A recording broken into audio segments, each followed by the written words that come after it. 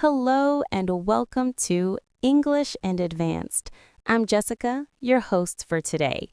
Whether you're commuting to work, taking a walk, or just relaxing at home with a cup of tea, you are in the perfect place to elevate your English skills.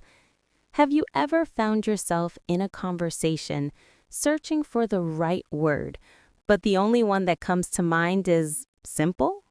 You know what you want to say, you feel the emotion, the complexity of the idea in your head, but when it comes out of your mouth, it sounds like a sentence from a first-level textbook.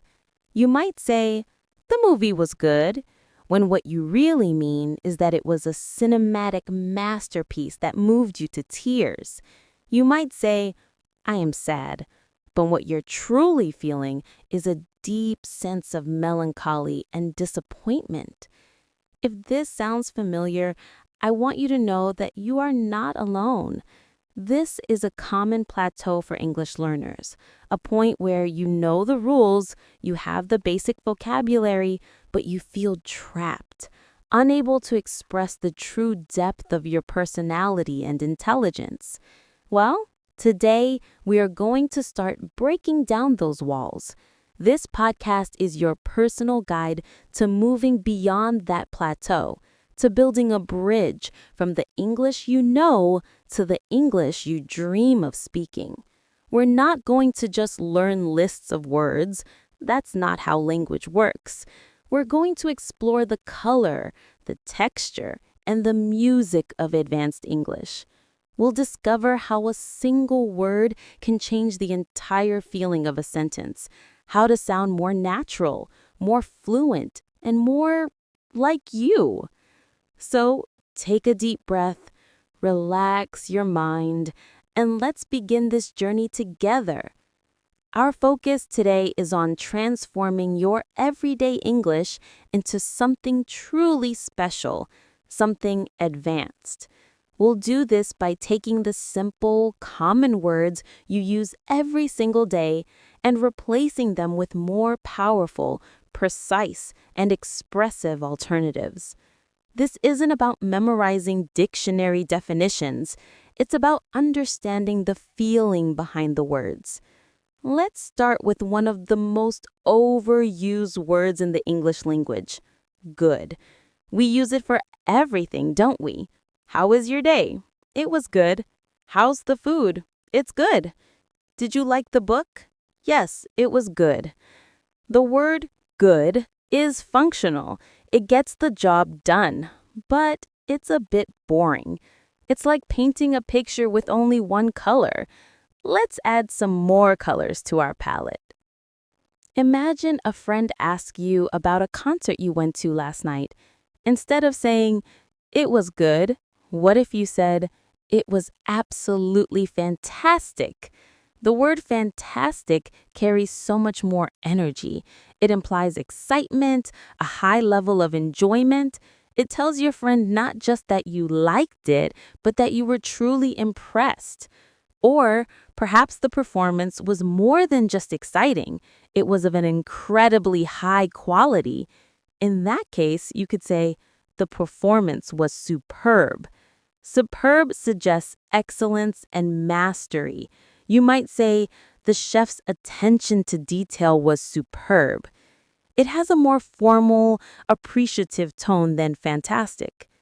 Now, what if the experience was so good that it exceeded all of your expectations? You thought it would be good, but it was on another level entirely. Here, you could use the word exceptional. Exceptional literally means it was an exception to the rule. It stands out from the rest. For example, for a debut novel, her writing is truly exceptional.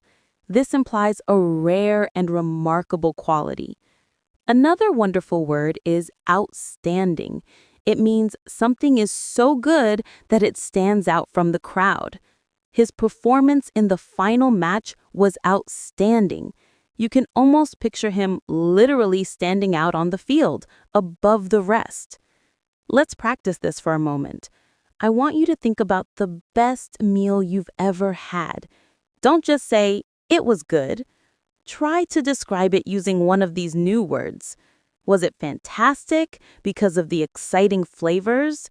Was it superb because of the perfect preparation and service? Or was it exceptional because it was unlike anything you had ever tasted before? Pause for a moment and say the sentence out loud. The meal I had at that restaurant was... Go on, try it. Saying it out loud helps to build the connection in your brain. So, we have fantastic, superb, exceptional, and outstanding. These are all powerful upgrades for the word good. And of course, on the other side of good, we have its equally overused opposite, bad. Just like good, bad is a blanket term that covers a huge range of negative experiences without giving any real detail. Let's say you watched a movie that you didn't enjoy. You could say the movie was bad. But how bad was it? Was it just a little boring, or was it a complete disaster? If it was really, truly terrible, you could say the movie was awful. Awful conveys a strong sense of displeasure. It's a very common and natural sounding word that native speakers use all the time. I had an awful headache this morning. It's much stronger than just a bad headache. If you want to express an even deeper level of disgust or poor quality, you could use the word dreadful. Dreadful means something is so bad that it fills you with dread. The weather has been absolutely dreadful all week. It hasn't stopped raining. It's a very descriptive word. For something that is shockingly bad, almost offensively so, you can use the word terrible. The service at that hotel was terrible. We had to wait an hour for our food. Terrible often implies that something went wrong or was done very poorly. And for the absolute worst case scenario, when something is so bad it couldn't be any worse, you can use the word abysmal. An abyss is a bottomless pit, so if something is abysmal, it's at the lowest possible level. This is a very strong word, so you should save it for when you really mean it. The team's performance was abysmal. They lost 10-0. You wouldn't say your sandwich was abysmal unless it was truly the worst sandwich ever made in history. So, let's practice again. Think about a time you had a really negative experience. Maybe it was a product you bought that broke immediately, or a holiday that went completely wrong. Instead of just thinking it was bad, try to be more specific. Was the experience awful because it made you feel upset? Was it dreadful because of the circumstances? Was it terrible because of someone's incompetence? Or was it abysmal because it failed in every possible way? Try to form a sentence and say it out loud. For example, the customer service I received was simply terrible. It feels more satisfying to use the right word, doesn't it? By simply upgrading good and bad, you've already expanded your expressive range significantly. But let's not stop there. Let's think about emotions. Two of the most common emotional words we learned are happy and sad. When you are happy, what does that really mean? Are you just feeling pleasant, or are you bubbling with joy? If you've just received some fantastic news, like getting a dream job, you're more than just happy. You're thrilled. Thrilled means you're pulsating with excitement and happiness. I was absolutely thrilled to hear that you're getting married. Another beautiful word is ecstatic. Ecstatic is a state of overwhelming happiness, almost like you're outside of yourself with joy. When her son was born, she was ecstatic. Maybe happiness is a quieter, more peaceful feeling. For this, you could use the word content. Content describes a state of peaceful satisfaction. You're not jumping for joy, but you feel that everything is right in your world. Sitting by the fire with a good book, I felt perfectly content. There's also delighted, which is a lovely word to express great pleasure. It's often used when someone has done something for you. I'm delighted you could make it to my party. It sounds warm and sincere. Now, let's look at the other side. When you feel sad, what is the nature of that sadness? Is it a deep, heavy feeling? You could describe yourself as miserable. Miserable is a powerful word for being intensely unhappy, often due to circumstances like being sick or lonely. I was sick with the flu and felt absolutely miserable all weekend. If the sadness comes from a specific disappointment, you might feel heartbroken. This word is often associated with the end of a relationship, but it can be used for any deep personal sorrow. He was heartbroken when he didn't get into his first choice university. There's also a more subtle kind of sadness, a quiet and thoughtful sadness.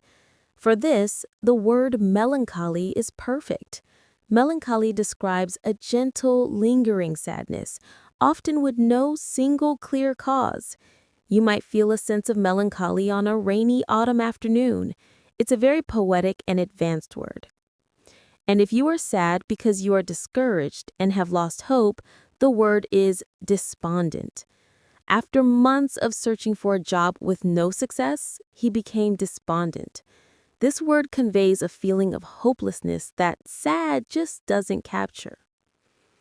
Let's pause and reflect. Can you see how these words paint a much clearer picture? Saying you are thrilled tells a completely different story than saying you are content. Saying you are heartbroken is vastly different from feeling melancholy. This is what advanced English is all about: precision and emotional depth. I want you to try this now. Think of a memory that made you happy. Choose the best word to describe that feeling. Were you delighted, thrilled, or ecstatic?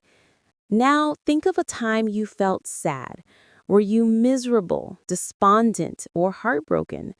Form the sentences in your mind, or better yet, whisper them to yourself. I was thrilled when I passed my driving test. I felt a bit melancholy after finishing that beautiful book. Moving on from emotions, let's talk about describing the world around us. We often use the words big and small. Let's find some more engaging alternatives. Instead of big, what if you saw something truly impressive in size? You could call it enormous. Enormous means exceedingly large. They live in an enormous house with 10 bedrooms. It's a step up from big. For something that is not just big but also grand and impressive, you could use immense. Immense suggests a scale that is almost hard to comprehend. The immense pressure of the deep ocean is incredible.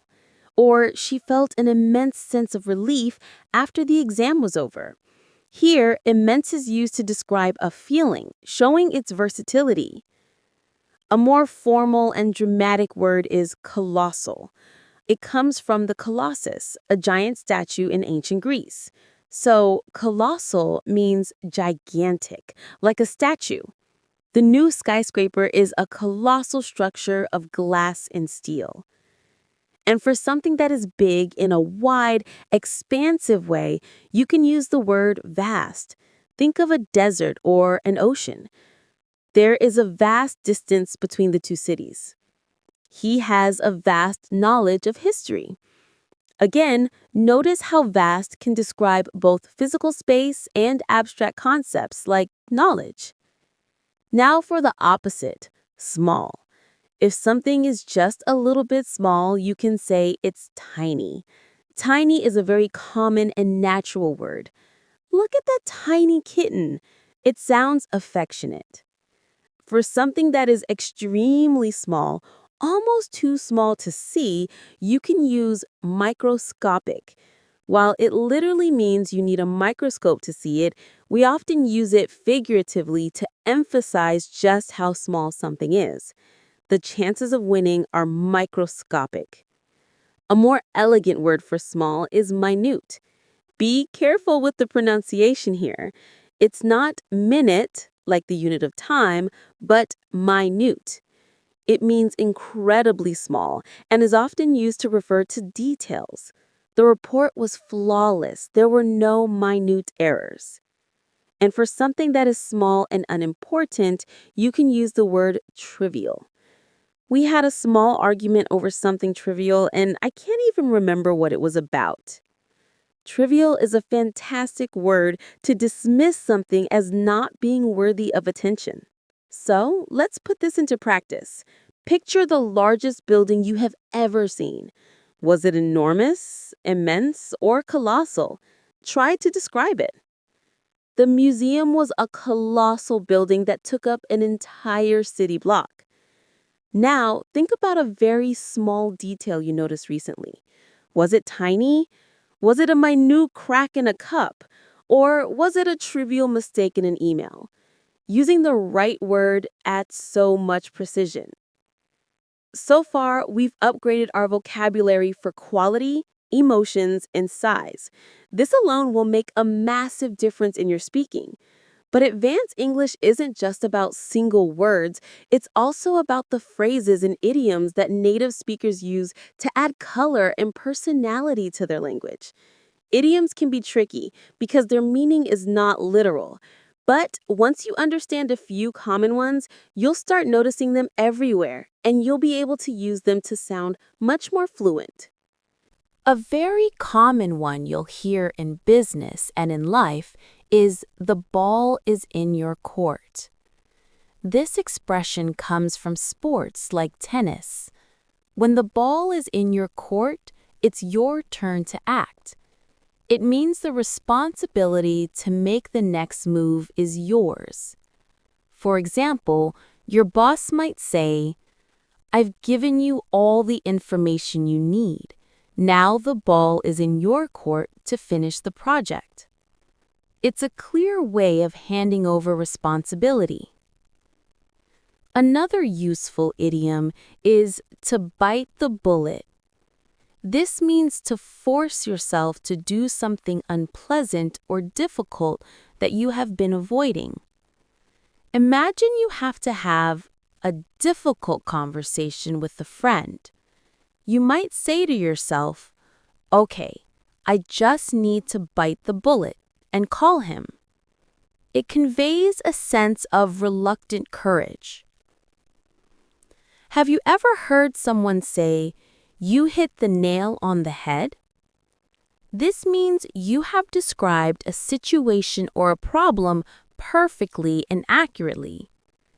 If your friend is complaining about their job and you say, "It sounds like you feel unappreciated," they might reply, "You hit the nail on the head. That's exactly it." It's a great way to agree with someone's assessment. Let's try one more for now. On the same page. This is extremely common in teamwork and relationships. If two or more people are on the same page, it means they are in agreement and have a shared understanding of a situation. Before starting a big project, a manager might say, "Let's have a meeting to make sure we're all on the same page about the goals." Using idioms can feel a bit strange at first, but the key is to start with one or two that you really understand. Let's do a quick practice. Imagine your friend is waiting for you to decide where to go for dinner. What could you say to them? You could say, "You choose. The ball is in your court." Now, imagine you have been procrastinating on doing your taxes. What do you need to do? You need to bite the bullet and get them done. Try saying that sentence. I really need to bite the bullet and do my taxes. It feels natural, doesn't it?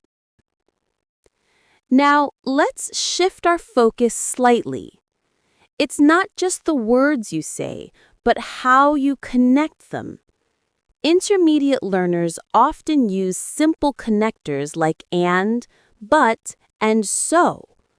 These are essential, of course, but to reach an advanced level, you need to use more sophisticated transition words to show the relationship between your ideas. Let's start with adding information. Instead of just using and to link similar ideas, you could use furthermore or moreover. These are more formal and add weight to your second point. For example, the new policy is inefficient. Furthermore, it is extremely unpopular with the employees. It makes your argument sound stronger and more structured. A slightly less formal but very natural phrase is on top of that. The hotel room was tiny, and on top of that, the air conditioning was broken. It's a great way to add another complaint or point to a list. Now, for contrasting ideas. But is fine, but it can be repetitive. A great alternative is however. I would love to join you for dinner. However, I already have other plans. However can start a sentence, or it can be placed between commas in the middle. Another excellent phrase for contrast is on the other hand. This is used to present a different side of an argument. Living in the city is exciting. On the other hand, it can be very expensive. It shows you are considering both sides of the issue. A more advanced and nuanced phrase is having said that. You use this when you want to add a point that contrasts with what you just said without completely disagreeing with it. For example, the movie's plot was quite predictable. Having said that, the acting was superb, so I still enjoyed it. It's a very sophisticated way to structure your opinion. To show a result or consequence, we often use so. To sound more formal or academic, you can use therefore or as a result. He didn't study for the exam. Therefore, he did not pass. The company invested heavily in new technology. As a result, their productivity increased significantly. Using these connectors will make your speaking and writing sound much more organized and intelligent. It shows your listener that you are not just stating random facts, but that you are building a coherent argument or narrative. Let's try a quick exercise. I'm going to give you 2 simple sentences. I want you to connect them with a more advanced transition. The sentences are, the job is very demanding. The pay is excellent. How could you connect them? You could say, the job is very demanding. However, the pay is excellent. Or, the job is very demanding. On the other hand, the pay is excellent. Both work perfectly and add a layer of sophistication. Another key to sounding advanced and natural is using what we call fillers or discourse markers. Now, I'm not talking about saying and all the time, although even native speakers do that. I'm talking about the small words and phrases we use to buy ourselves time to think, to soften what we're saying, or to organize our thoughts. Using them correctly is a sign of high fluency. For instance, when someone asks you a question that you need a moment to think about, instead of just being silent, you could say, "That's a good question," or "Let me see," or "Well, to be honest." These phrases signal to the listener that you are considering your answer, which is a very natural part of conversation. Another common one is, you know. We use to check if the listener is following us or to imply a shared understanding. It's one of those cafes that's always really busy. Be careful not to overuse this one, as it can become a verbal tick, but using it occasionally is perfectly natural. We also use phrases to structure our speech. For example, if you're about to make your main point, you might say, the thing is, or at the end of the day. For example, we can debate the details for hours, but at the end of the day, we need to make a decision. This signals that you're getting to the most important point. To soften an opinion that might be a bit direct, you can use phrases like, I suppose, or it seems to me that. Instead of saying, that's a bad idea, you could say, well, it seems to me that there might be a better way to approach this. It sounds more polite and less confrontational. These little phrases are like the oil in the engine of a conversation. They help everything run smoothly. The best way to learn them is through listening.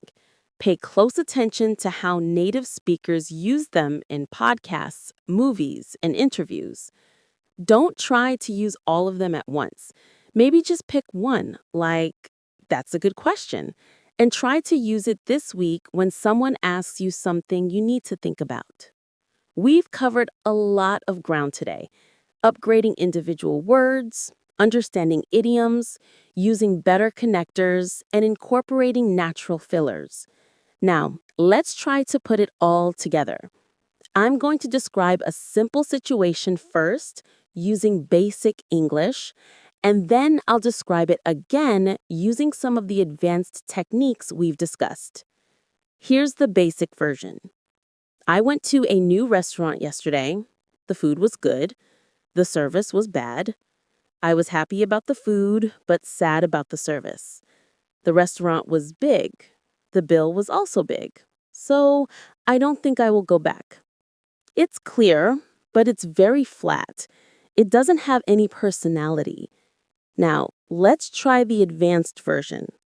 I had the chance to check out a new restaurant yesterday. To be honest, I had high hopes. The food, I have to say, was absolutely superb. I had a fish dish that was cooked to perfection. However, the service was a completely different story. It was, quite frankly, abysmal. We had to wait for what felt like an eternity just to get a menu. On top of that, the waiter was quite rude. So you can imagine I had mixed feelings. I was thrilled with the quality of the cuisine, but on the other hand, the dreadful service left a sour taste in my mouth. The place itself was immense, with a really impressive design. Having said that, the bill was equally colossal. So, at the end of the day, even with the exceptional food, I don't think I'll be returning. Can you hear the difference? The second version tells a much more vivid story. Words like superb and abysmal give us a clear sense of the highs and lows. The connectors like however, on top of that, and on the other hand, structure the narrative and guide the listener through the contrasting experiences. Phrases like, to be honest, I have to say, and at the end of the day, make it sound like a real person telling a real story, not a robot reporting facts. This is the goal. This is what it means to speak advanced English. It's about painting pictures with your words, conveying precise emotions, and structuring your thoughts in a clear and engaging way. It's a journey, and it doesn't happen overnight. It takes practice, and most importantly, it takes active listening. When you listen to English, don't just focus on understanding the basic meaning. Listen for the interesting words, the clever phrases, the way people connect their ideas. Ask yourself, why did they choose that word instead of a simpler one? The best thing you can do to continue this journey is to become a collector of language. When you hear a word or phrase you like, write it down. Don't just write the word, write the entire sentence you heard it in. Context is everything. Then, make it your mission to use that new word or phrase in your own speaking within the next day or two.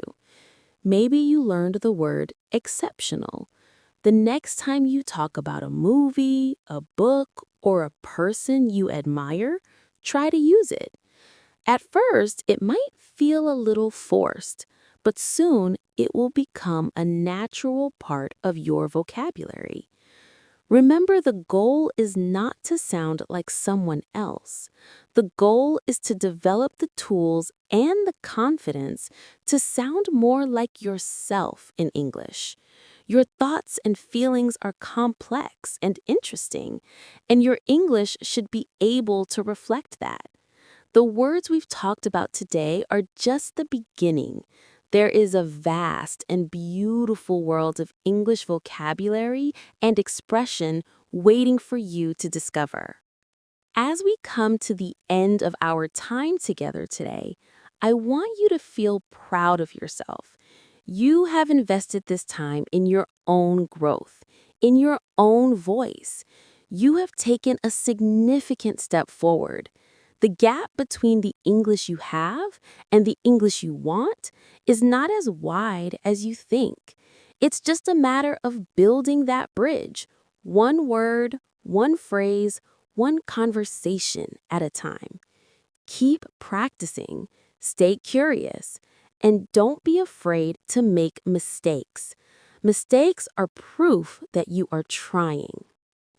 Thank you so much for joining me, Jessica, on English in Advanced. I truly hope you found this session helpful and inspiring. If you did, please consider subscribing to our channel so you won't miss our next episode, where we'll dive into another fascinating aspect of advanced English. And if you feel this could help someone you know, a friend or a colleague who is also on their English learning journey, please share it with them. The best way to learn is together. I would love to hear from you. In the comment section, why don't you try writing a sentence using one of the new words or phrases you learned today? Maybe describe something that was outstanding, or an experience that was dreadful. Or perhaps tell me about a time you had to bite the bullet. I'll read as many as I can, and it's a fantastic way for you to practice and for us to build a community of learners. Until next time, keep listening, keep speaking, and keep advancing your English. Take care, and goodbye for now.